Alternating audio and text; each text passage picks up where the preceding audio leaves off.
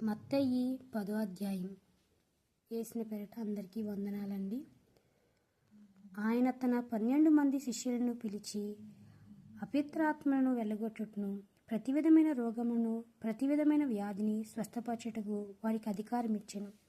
ఆ 12 మంది అపోస్తులు పేర్లు ఏవనగా, మొదట పేతురు అనబడిన సీమోను, అతని సహోదరుడు ఆంద్రెయ, జెబెదయి కుమారుడు యాకోబు, అతని సహోదరుడు యోహాను, ఫిలిప్పు, బర్తొలొమయి, తోమా, సుంకరైన మత్తయి, అల్ఫాయి కుమారుడు యాకోబు, తదయును, మారుపేరుగల లెబ్బాయి, కానానీయుడైన సీమోను, ఆయన అప్పగించి ఇస్కరియోతు యూదా.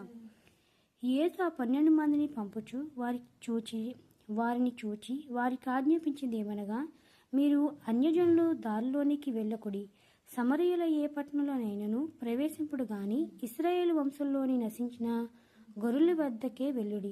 వెళ్ళుచు పరలోక రాజ్యము సమీపించున్నదని ప్రకటించుడి. రోగులను స్వస్థపరచుడి, చనిపోయిన వారిని లేపుడి, కుష్ఠరోగులను శుద్ధులుగా చేయుడి, దయ్యములను వెళ్ళగొట్టుడి. ఉచితముగా పొందితిరి, ఉచితముగా ఇయ్యుడి. మీ సంచులలో బంగారమైనను, వెండైనను, రాగైనను, ప్రయాణము కొరకు జాలైనను, 2 అంగీలైనను, చెప్పులైనను, చేతికర్ణైనను స్థిరపరచుకొనుడి. పనివాడు తన ఆహారమునకు పాత్రుడు కాడా? మరియు మీరు ఏ పట్టణంలోనైనా గ్రామంలోనైనను ప్రవేశించినప్పుడు అందులో ఎవడు యోగ్యుడో విచారణ చేసి అక్కడి నుండి వెళ్ళే వరకు అతని ఇంటనే బస చేయుడి. ఆ ఇంటిలో ప్రవేశించు ఇంటి వారి శుభమని చెప్పుడి. పరిశుద్ధ వాక్యం దేవుడు దీవించబడునుగాక. మనకి అన్నిటిలో బాగా ఈరోజు మనం ఇందులో వాగ్దానంగా ఏం తీసుకోవాలంటే, మన ఉచితంగా దేవుని దగ్గర నుంచి ఏమి తీసుకుంటున్నామో తిరిగి ఆలక్కన మనం అంతే ఉచితంగా ఇవ్వాలి. దేవుడు మనకి ఇందులో బాగా అర్థమయ్యేది, మనం వాగ్దానంగా తీసుకోవాలంటే మనం అది తీసుకోవాలండి.